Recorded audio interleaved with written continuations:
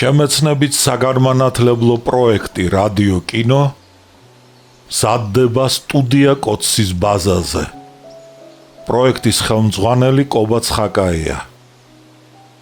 პროექტის რედაქტორი ნინო ჩხიკვიშვილი.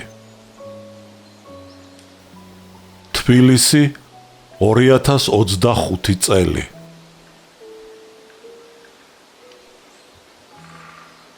ალექსანდრე ქუთათელი, პირისპირ, რომანი 2 ტომად და 4 წიგნად. პირველი ტომი, წიგნი პირველი. ნაწილი პირველი.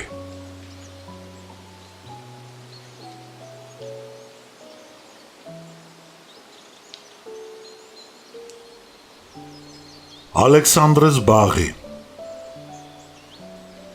როდესაც მუშათა და ღარიბ მოქალაქეთა მასა 10 თებერვალს ალექსანდრეს ბაღში დანიშნულ საპროტესტო მიტინგზე შეიკრიბა, მენშევიკებმა დახვრიტეს იგი პროკლამაციიდან. დილის 10 საათი იქნებოდა, ალექსანდრეს ბაღში სერგო ქავჟარაძე შევიდა. ხეივანი გაიარა, შეჩერდა და ირგვლივ მიმოიხედა. ბაღი ცარიელი იყო. სასულე ორკესტრისათვის გამართული ესტრადა, რომელსაც მიტინგის დროს ტრიბუნადაც იყენებდნენ, დუმდა. ირგვლივ გაზეთების ნაკუწები, მზეს უჭვრიტას ჩენჩო და თხილის ნაჭუჭები ეყარა. ფოთლებისაგან გაძარცულ ხეთა მწვერვალებს ყვავები ეხვეოდნენ. ცარიელ ბაღს, მუშათა სასახლეს, მადათოვის კუნძულს და მტკვრის ტივებიან ნაპირს ავი მაუწყებელი ხმით დასჩხაოდნენ. ბაღიდან ქავჟარაძე გამზირზე გამოვიდა და საპარიკმახეროში შევიდა. პალტო და კეფი კაჩხაზე ჩამოჰკიდა. მაგიდასთან დაჯდა და ჟურნალ გაზეთები დაათვალიერა. წვერიანმა პარიკმახერმა ბენომ გაუღიმა, მიესალმა და სავარძელი შესთავაზა. წვერის პარსვის დროს კითხა: მიტინგი 11 საათისთვისაა დანიშნული. წვერ გაპარსულს ქუჩაში საპარიკმახეროს წინ პატარა ქერა კაცი შეეყარა. პატარა კაცი სამხედრო საქმეთა მინისტრი, სოციალისტ რევოლუციონერი ვლადიმერ გობეჩია იყო. ისინი კარგად იცნობდნენ ერთმანეთს. ხარკოვის უნივერსიტეტის იურიდიულ ფაკულტეტზე ერთად სწავლობდნენ და ამხანაგებადაც კი ითვლებოდნენ, მაგრამ მერმე მათი გზები გაიყარნენ. ქავჟარაძე ბოლშევიკი გახდა, გობეჩია კი სოციალისტ რევოლუციონერი. როგორ ბრძანდებით? კითხა გობეჩიამ. ცხოვრობთ თქვენის ლოცვა კურთხევით, მიუგო ქავჟარაძემ ღიმილით. ჩვენი ლოცვა კურთხევა მაინც და მაინც ვერას გარგებთ. მართალია, ამბობენ მენშევიკები გართული არიან ციხეებში ბოლშევიკების მოთავსების საქმითო. მართალი თუ გინდა, მე პირადად არა ვარ მომხრე რეპრესიებისა. შენიშნა გობეჩიამ და უსაყვედურა, მაგრამ თქვენც გადაამლაშეთ. აი ახლაც სეიმის წინააღმდეგ ლაშქრობას აწყობთ. რა გინდათ ძმაო? სეიმი ხომ საყოველთაოა, პირდაპირი, თანასწორი. საიდუმლო კენჭისყრით არის არჩეული. ვიცით, მაგ თქვენი 4 ფორმულიანი არჩევნების ფასი. რა შედეგი მიიღეთ მერე? არც ერთი მუშა და არც ერთი გლეხი. სამაგიეროდ მრეწველები, მემამულეები და სასულიერო წოდების წარმომადგენლები ხომ ბლომად გაიყვანეთ? რაღა გიჭირთ? ხვედრი და ქავჟარაძე. კარგი ერთი სერგო, იწყინა გობეჩიამ. მაინც და მაინც არც მაგის თქმა შეიძლება. ჩვენ ამიერკავკასიის დემოკრატიის სიმტკიცეს და ერთსულოვნებას ვიცავთ და არა მის გათიშვას და მისი ძალების დაგსაქსვას. მაინც და მაინც ახლა არის ეგ საჭირო, როდესაც თურქეთი გვეომება და წინ მოიწევს. გაანებეთ თავი ლათაიებს. თქვენ ხომ მიტინგზე არ ახართ? დემოკრატიის სოლიდარობა მუშებისა და გლეხების გარეშე რა სოლიდარობაა? სამაგიეროდ ბატონ რაფი ბეგოს ხომ მეგობრობთ? დაიხსომეთ, ქართველი, სომეხი და აზერბაიჯანელი ნაციონალისტები ერთად ვერ მოსძოვენ. ამაში თქვენ მალე დარწმუნდებით. კარგი ერთი სერგო, მაინდა-მაინც არც ამის თქმა შეიძლება. თქვენ ფანატიკოსები ხართ, ჩვენ კი ცხოვრებას უწევთ ანგარიშს. თავი გაანებეთ ძველ ზღაპრებს, რაც შეეხება თურქებს, მათთან თქვენი ომი ტყუილია. განა თქვენ არ თანხმდებით ვექიბ ფაშის მოთხოვნილებაზე. გამოაცხადოთ ამიერკავკასიის დამოუკიდებლობა და ამიერკავკასიის სეიმის ჩამოყალიბებით იურიდიულად გააფორმოთ რუსეთთან ამ მხარის ჩამოშორება, რათა უფრო ადვილად მოელაპარაკოთ და შეუთანხმდეთ თურქეთს. გობეჩიას უნდოდა რაღაც ეთქვა, მაგრამ გადაიფიქრა. ხელი ჩაიქნია და სეიმისაკენ გაეშურა. გობეჩია თვინიერი კაცი იყო და დათმობაზე ადვილად მიდიოდა, მაგრამ მათი შეთანხმება მაინც არ ხერხდებოდა. მათი გზები, როგორც თქვით, გაყრილიყვნენ. ქავჟარაძე ნელი ნაბიჯით გაუდგა გამზირს. როდესაც სამხედრო კომისარიატს მიუახლოვდა, დაინახა როგორ გამოვიდა სასახლიდან ნოე ჟორდანია და საოპერო თეატრში დანიშნულ სეიმის გახსნაზე ქვეითად გაეშურა. ჟორდანიას თვალები დღეს უფრო მეტ გამცვიფრებას და შეშფოთებას გამოხატავდნენ. ოქტომბრის რევოლუციის შემდეგ 4 თვეზე მეტი იყო გასული და საბჭოთა ხელისუფლება, რომლის დამხობასაც იგი დარწმუნებით წინასწარ მეტყველებდა, მაინც მტკიცეთ იდგა. რუსეთში სოციალისტური ტიპის სახელმწიფოს აშენება ჟორდანიას არც სწამდა და არც სჯეროდა. ამიტომ იყო იგი გაოცებული და განრისხებულიც. ამიტომ იყო მას მუშათა და ჯარისკაცთა დეპუტატების საბჭოს თავმჯდომარეს ამავე საბჭოს გაუქმება რომ გადაეწყვიტა. მუშათა და ჯარისკაცთა დეპუტატების საბჭოს უნდა გადაეცა სახელმწიფოს მმართველობის ყველა ფუნქცია დემოკრატიულ მთავრობისათვის, იმ მთავრობისათვის, რომელიც ჟორდანიას წინადადებით სწორედ დღეს 10 თებერვალს სეიმის სახით ყალიბდებოდა. საბჭოს მხოლოდ მთავრობის მოქმედებათა კონტროლის უფლება რჩებოდა. ეს უფლება ამიერკავკასიის მაშინდელმა მესვეურებმა მას მერე ჩამოართვეს და იგი უმოქმედო და უილაჯო ორგანოდ აქციეს. ყოველივე ეს მაშინდელი წყობისათვის კანონზომიერი იყო, რადგან მენშევიკების ლიდერი ნოე ჟორდანია რეფორმიზმის, კლასთა თანამშრომლობას და კაპიტალიზმის გზით სოციალიზმში მშვიდობიან შეზრდას იცავდა.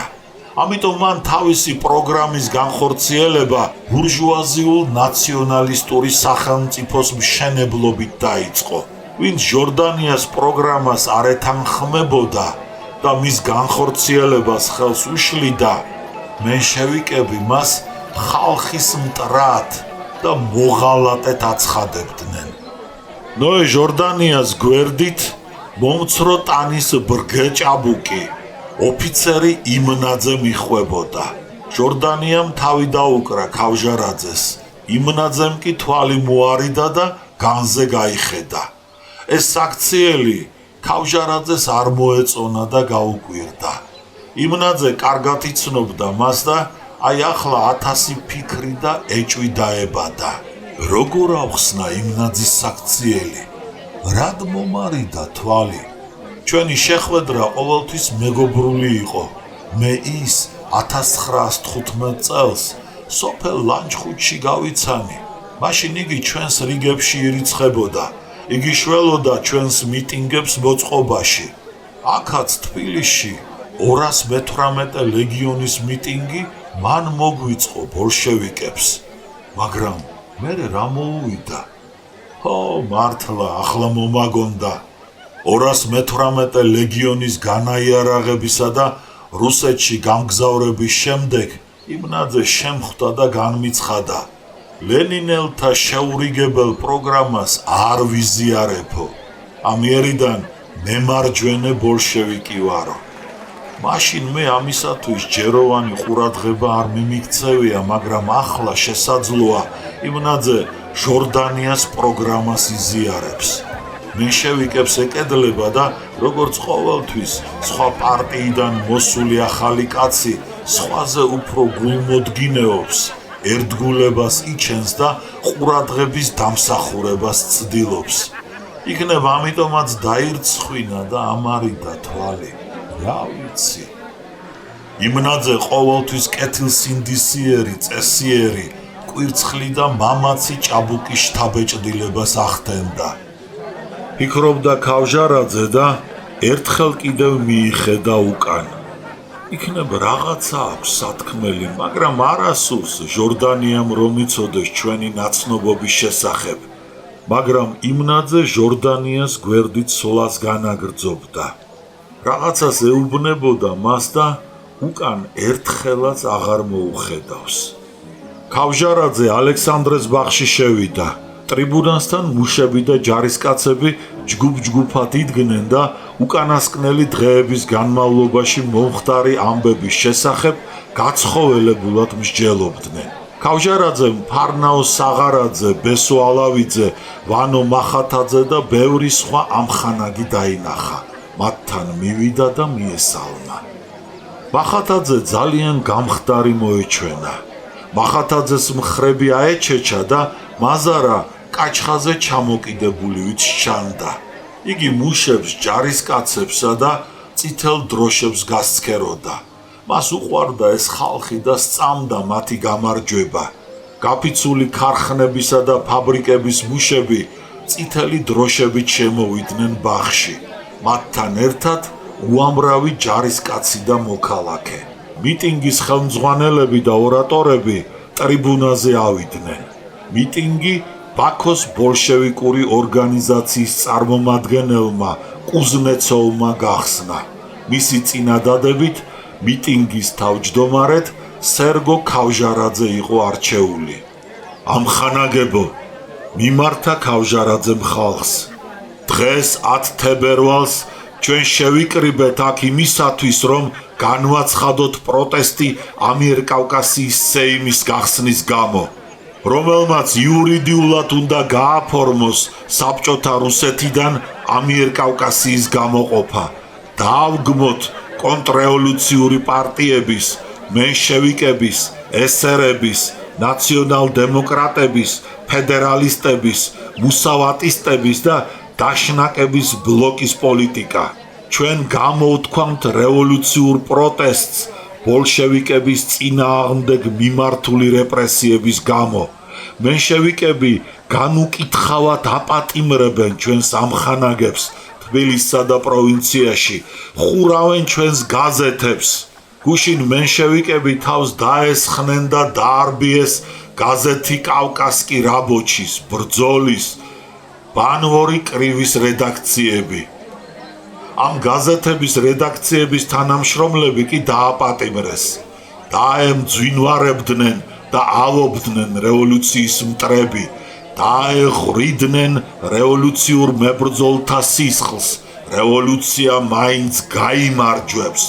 უკვე რამდენიმე დღეა, რაც მენშევიკების პროვოკატორები ავრცელებენ ყალბ-ხმებს, თითქოს მზადდებოდეს ბოლშევიკების გამოსვლა. გამორიცხული არ არის პროვოკაციული გამოხდომები მენშევიკების მხრივ დღევანდელ მიტინგზეც, ისე როგორც ეს მოხდა აქვე პროფკავშირების მიტინგზე. ამიტომ ამხანაგებო, მოგიწოდებთ, დაიცვათ წესრიგი და სიმშვიდე, რომ არ წამოვეგოთ კონტრრევოლუციის აგენტების რაიმე პროვოკაციაზე. პირველი ორი ორატორი ლაპარაკობდნენ, რომ ამიერკავკასიის ხალხებს სჭირდებათ არა მკვდრად შობილი სეიმი, არამედ ძმური კავშირი საბჭოთა ხელისუფლების დროშის ქვეშ. ისინი მოითხოვდნენ დაპატიმრებული ამხანაგების დაუყოვნებლივ განთავისუფლებას მეტეხის ციხიდან და ბოლშევიკური გაზეთების გამოცემას. შემდეგი ორატორი პეტრენკო ამბობდა ფრონტალ ჯარისკაცთა განწყობილების შესახებ. 303 ვერსზე დგარი 8 პოლკი მოახსენა მან მიტინგს. კარგად არის ორგანიზებული და შეიარაღებული.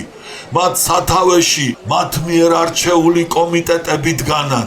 ჯარისკაცთა შორის არიან ისეთები, რომელთაც სურს თბილისზე წამოვიდნენ და ამიერკავკასიის კონტრრევოლუციური მთავრობა დაამხონ. სამხედრო რევოლუციური კომიტეტი ჯერჯერობით აკავებს ეშელონებს, მაგრამ განაცხადა პეტრენკომ, ამიერკავკასიის მთავრობა თუ შეეცდება მოაწყოს მეორე შამქორი, თუ ისევ გაგრძელდება რეპრესიები მუშათა პრესის და ბოლშევიკების მიმართ, მაშინ ჩვენ ვეღარ დავაკავებთ ეშელონებს და ჯარისკაცები თბილისს შემოუტევენ. გამოსულთა ორატორთა სიტყვების შინაარსი მალე შეიტყო მთავრობამ და სასტიკი ზომების მიღება გადასწყვიტა. ტრიბუნაზე ექსელბანტებით მორთული ოფიცერი, ქალაქის კომენდანტის ადიუტანტი ყიფიანი ავიდა და მიტინგის თავმჯდომარეს წინადადება მისცა. თანახმად კომენდანტის ბრძანებისა, მიტინგი ქალაქსა და მის მიდამოებში აკრძალულია. ახლავე დაშალეთ მიტინგი. შესაძლოა მე თქვენ არ მიცნობთ, მტკიცედ მიუგო ქავჟარაძემ, მაგრამ ისინი, ვინც თქვენ გამოგზავნათ, კარგად მიცნობენ. მას წადით ადიუტანტო და მოახსენეთ მათ, რომ მიტინგის თავმჯდომარე სერგო ქავჟარაძეა, რომელიც თავის თავზე ღებულობს მთელ პასუხისმგებლობას მისი სამშვიდობო ხასიათის შესახებ, თუ კი მთავრობის მხრივ არ მოხდება რაიმე პროვოკაცია. მე ჩემი მოვალეობა შევასრულე, ახლა კი როგორც გენებოთ ისე მოიქეცით.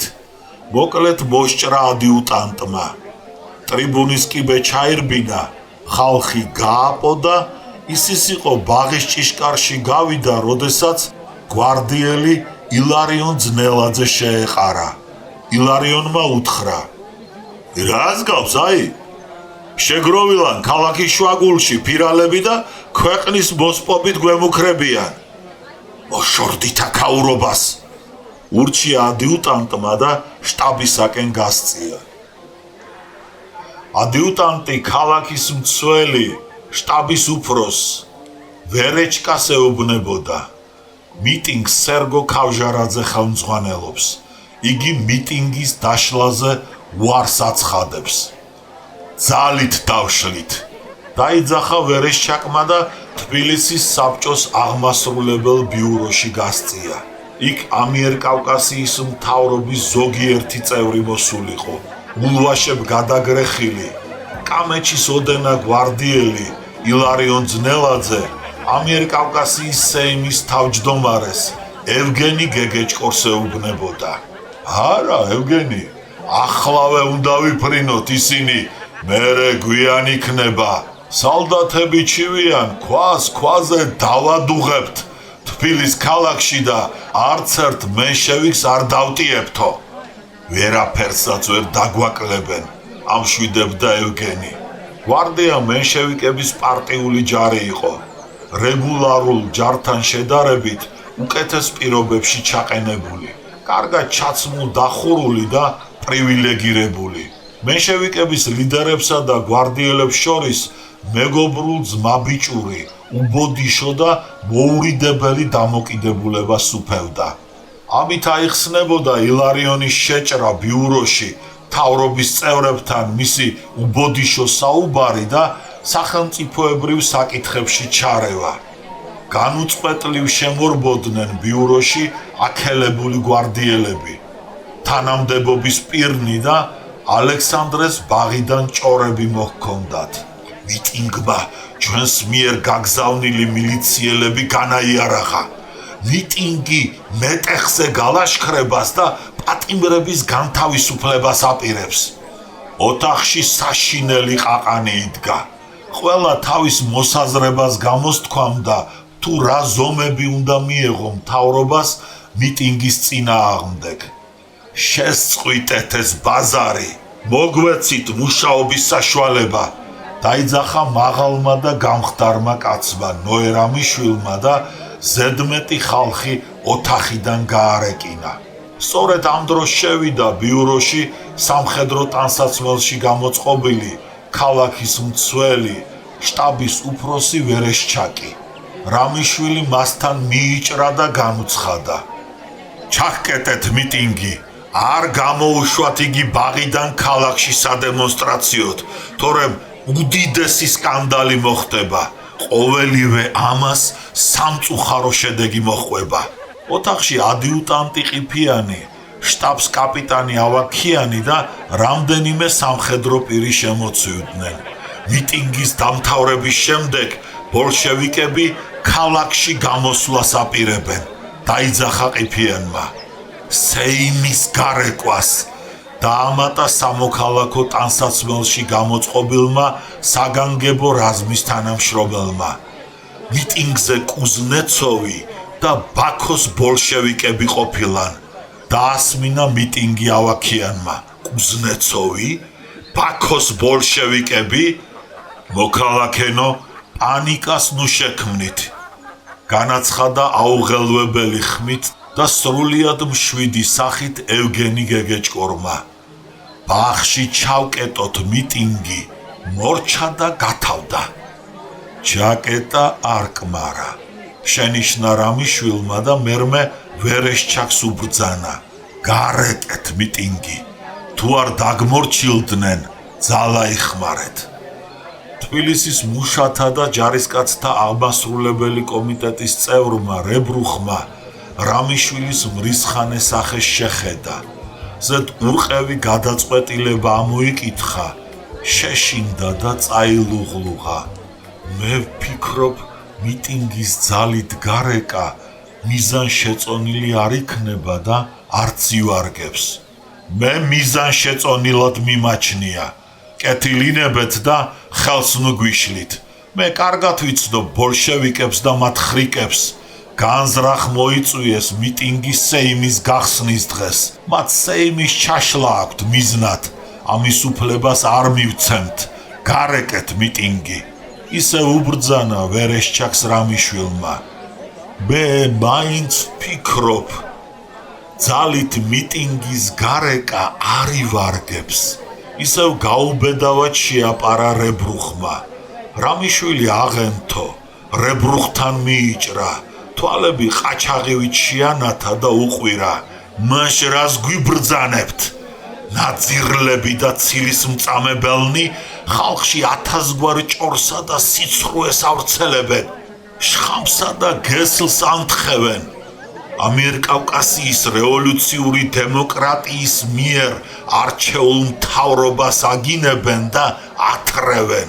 ვიგინდარები რევოლუციური დემოკრატიის ორგანოების დამხობისაკენ მოუწოდებენ მიტინგს.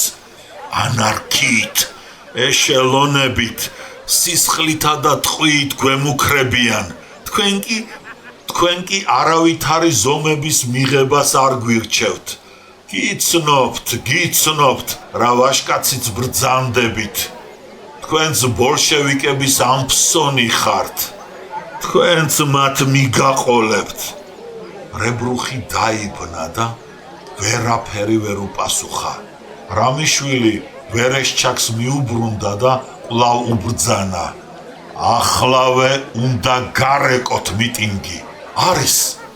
ხანმოკლე თათბირის მერმე მთავრობის წევრები სეიმის გახსნისაკენ გაეშურნენ. ვერეშჩაკი კი ქალაქის მცველ შტაბში. ვერეშჩაკმა სამი ოფიცერი, იმნაძე, ყიფიანი და ნიკოლაძე გამოიძახა. მისი განკარგულების თანახმად ოფიცრებმა 75 გვარდიელი გამოიყვანეს. ამ რაზმს ალექსანდრეს ბაღში გაჰყვა აგრეთვე ქალაქის საბჭოს აღმასკომის წევრი შტაბს კაპიტანი ავაქიანი. ავაქიანს უზნეცოვის გამოძებნა და მისი დაპატიმრება დაევალა. შტაბის ეზოში გვარდიელები საჩქაროდ იკრიბებოდნენ. წელზე ფალასკებს ირტყამდნენ. ზოგი გზაში სტენიდა შაშხანას და საკეთს აჩხაკუნებდა. ზოგსაც წვივსახვევის გაკეთება ვერ მოესწრო და ასე მიძუნძულებდა რაზმში ჩასადგომად. სასახლის წინ მოსეირნე ხალხი შეჩერდა და შტაბის ეზოდან წითელი დროშით გამოსულ გვარდიელთა რაზმს შეხედა. როდესაც რაზმი ბარიატინსკის ქუჩას მიუახლოვდა, გვარდიელებმა ნაბიჯი შეანელეს.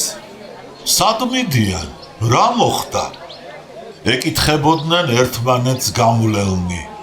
რაზმმა გამზირიდან ბარიატინსკის ქუჩაზე შეუხვია და ფრთხილად ფეხაკრეფით ბაღის ჭიშკარს მიადგა. მიტინგზე ჯარისკაცების ბუშლადში გამოწყობილი ძველი ბოლშევიკი ნიკო ერაძე ამბობდა ახლა სიტყვას. მოხუც მრგლად შემოკრეჭილი ჭაღარა წვერი და კეთილი მოცისფერო თვალების ზემოთ გაფანჩული წარბები ჰქონდა. მოხუცის სიტყვა ხატოვანი და ჭკუამახვილი იყო.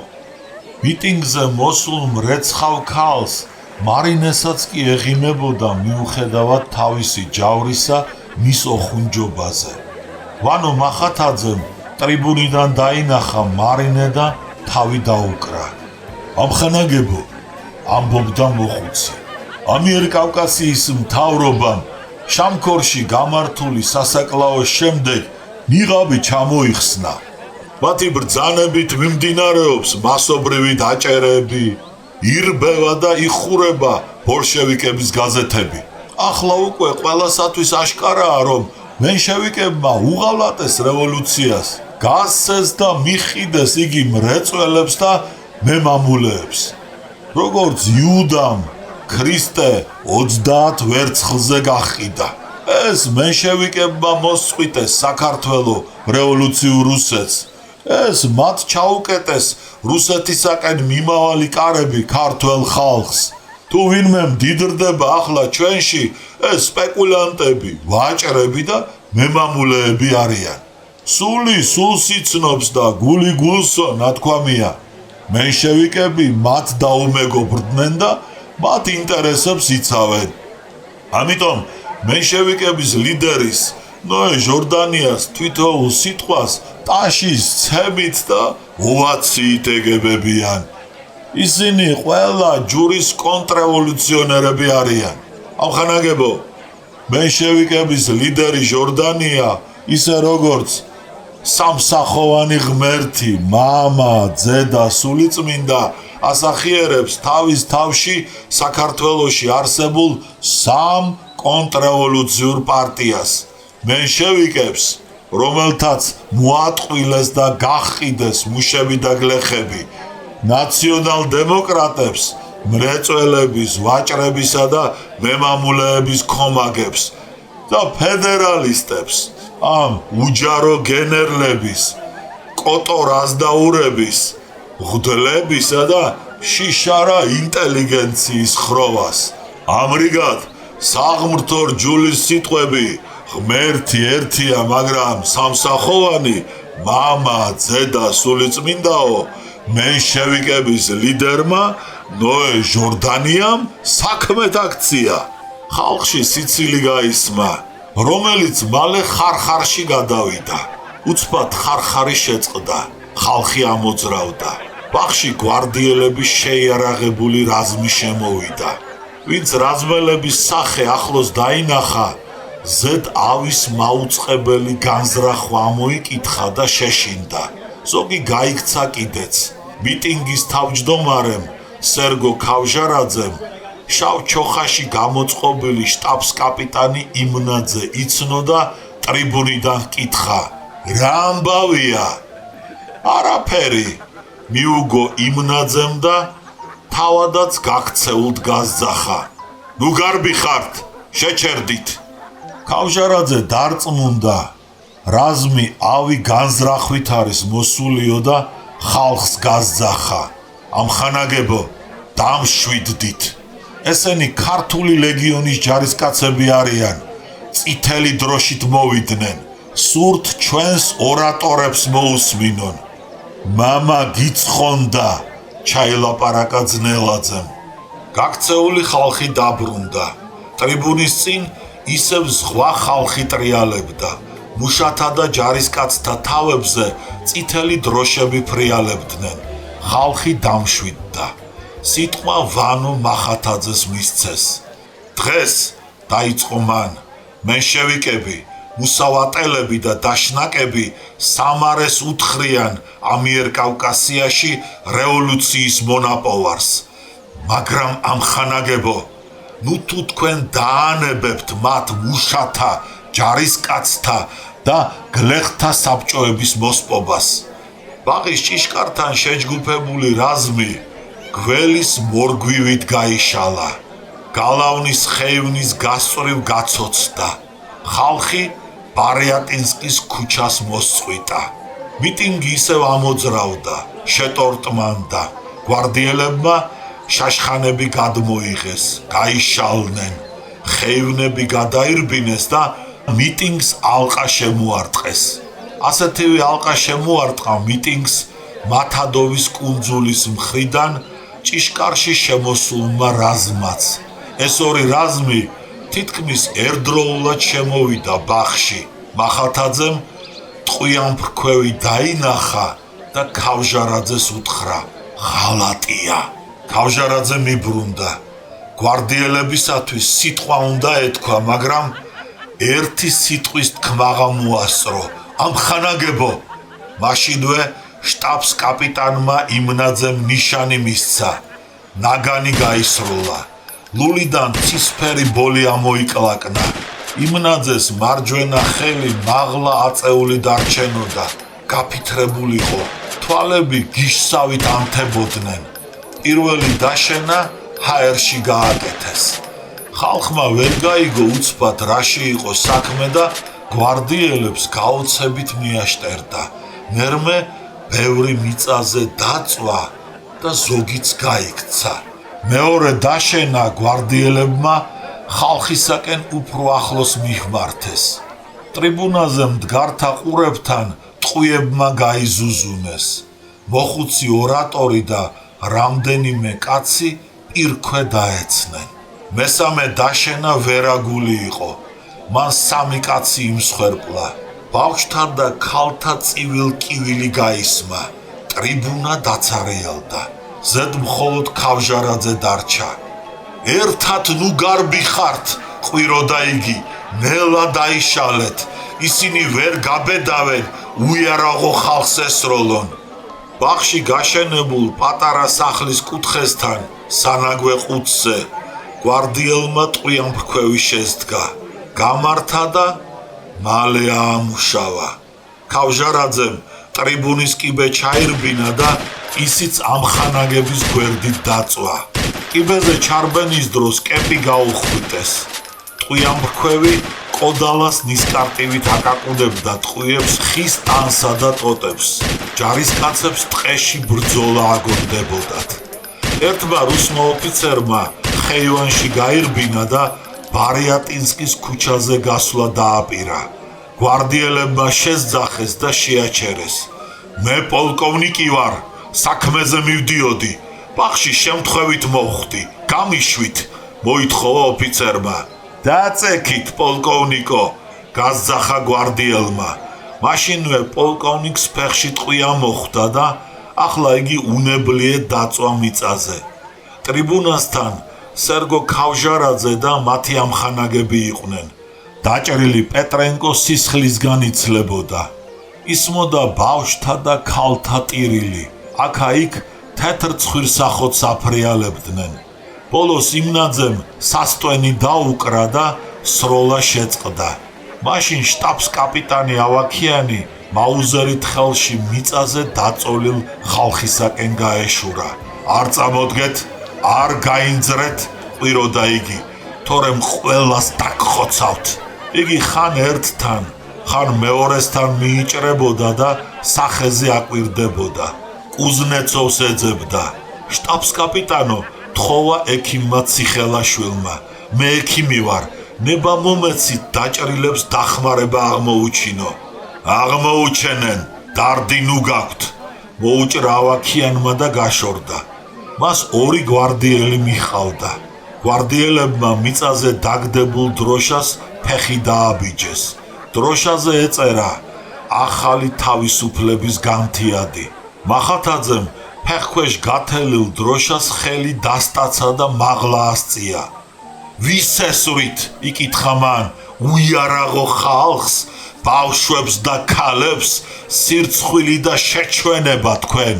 გვარდიელმა შეაგინა და ნაგანი ესროლა. ტყვია მხარში მოხვდა. ვანო დაბარბაცდა, წაიქცა და დროშა ხელიდან გაუვარდა. სროლა ისევ განახლდა. ხალხი კვლავ მიწას გაეკრა.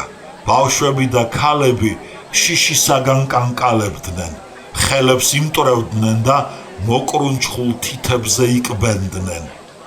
სასაკლაოზე მიყვანილ პირუტყვის მსგავსი ღმუილი ისმოდა.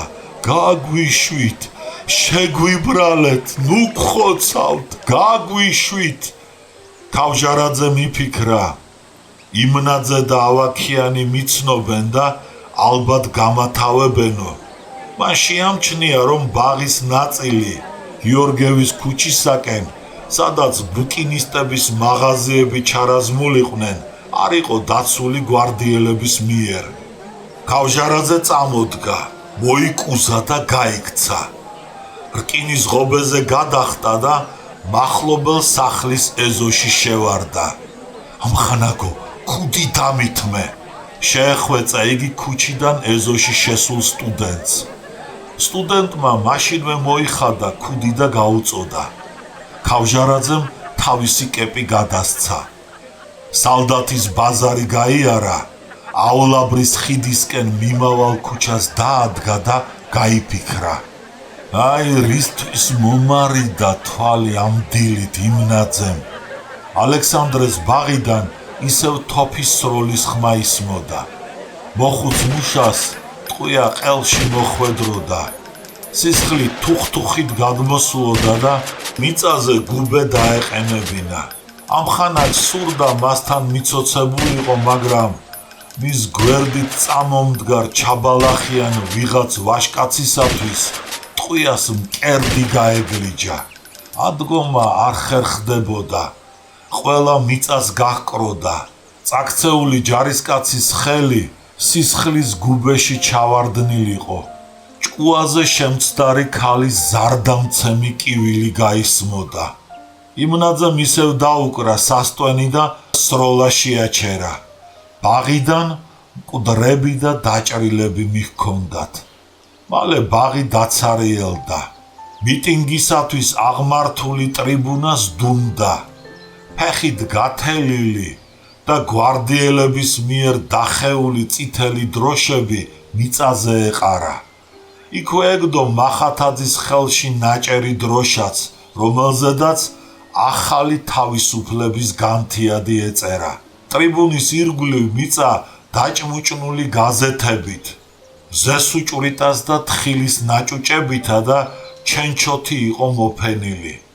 გლოვიარე ჭირისუფლებივით ასუდრული გუნდის ხეები და კვიპაროსები თითქო შიშისაგან ცახცახებდნენ.